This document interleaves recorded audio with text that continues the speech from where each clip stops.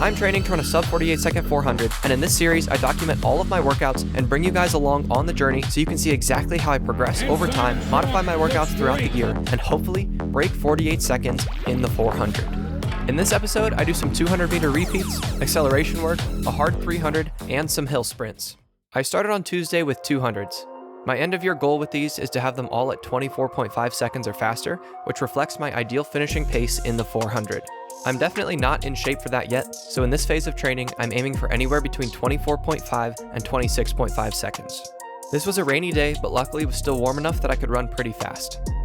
I did the first 2 reps backward on the track and the second 2 in the regular direction. Also, because of the rain, I couldn't use my timing system, so I had to use my watch this time around. The recovery between reps was 2 minutes, and after the first 2 200s, I took a 5-minute rest before finishing off my second 2 200s.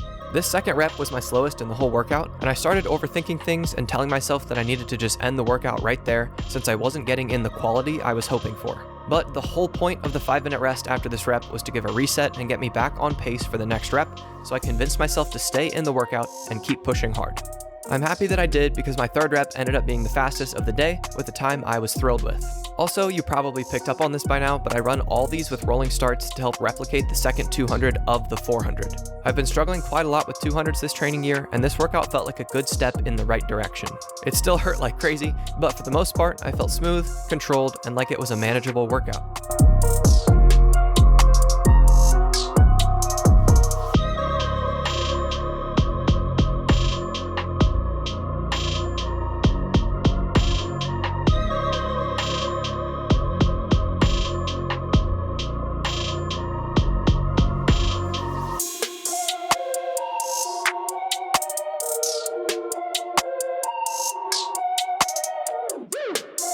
This was another day where I just really didn't want to work out.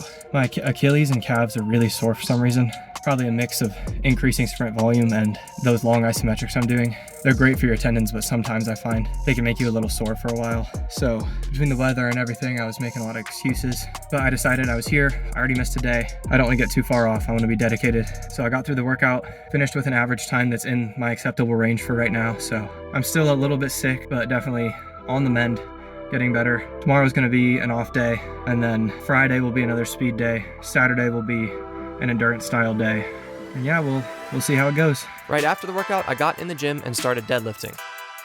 I hadn't deadlifted in a while and I was feeling weak, so I didn't end up lifting very heavy, and I was kind of annoyed with myself for not being able to lift heavy, so I just did a bunch of reps on my last set, hoping to kind of make up for it, even though that's really not how it works.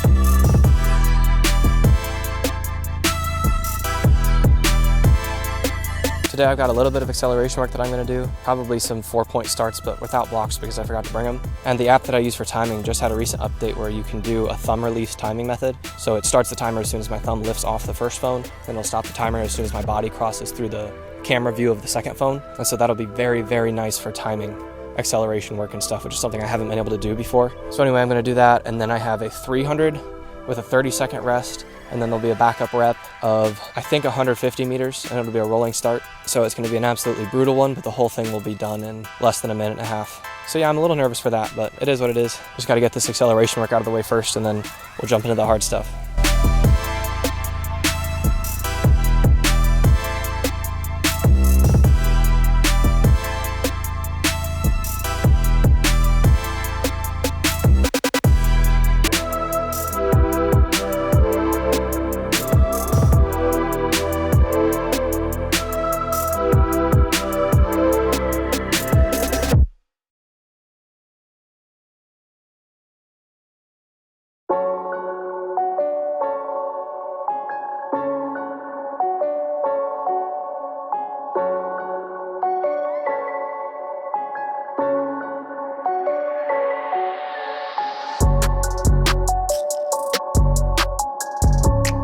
Just ran 1.96. I've never timed like this before, so I have no idea what that means. I'm assuming it's probably not very good, but that's okay. We have a starting point now. Now it's time to get better.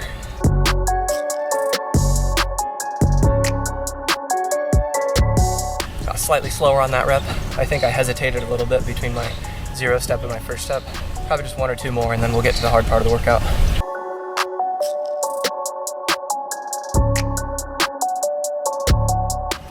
My phone keeps overheating and disconnecting from the internet, which is required to use this app. It's very frustrating. So no time on that last one. I'm gonna give it time to cool down and then run my 300.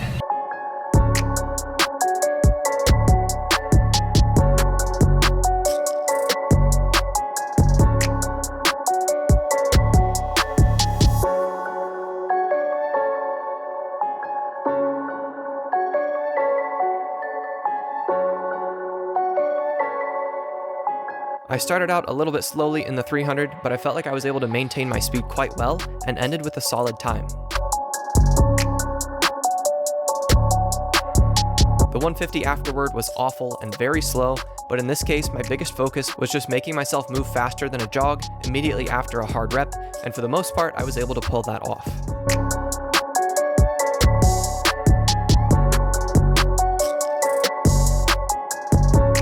The next day, I came out for some repeat hill sprints. Each sprint, if you can even call it a sprint, was 360 meters, with the middle 200-ish meters being up a hill.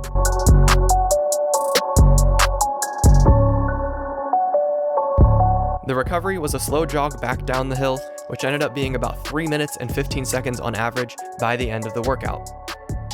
My average heart rate was 162 beats per minute, and the max I hit was 178. I really enjoyed this session. It was nice getting off the track and doing something I'm not used to because I haven't done hill sprints in more than a year. I look forward to increasing the volume and intensity of this workout as my training progresses. I'm very sorry my uploads have been so sporadic over the last couple of months. I've been busy and trying to figure some stuff out, but I want to keep bringing content to you guys, so moving forward I'm going to upload at least 1 video a week every single week. I hope you guys enjoyed, and I'll see you in the next one.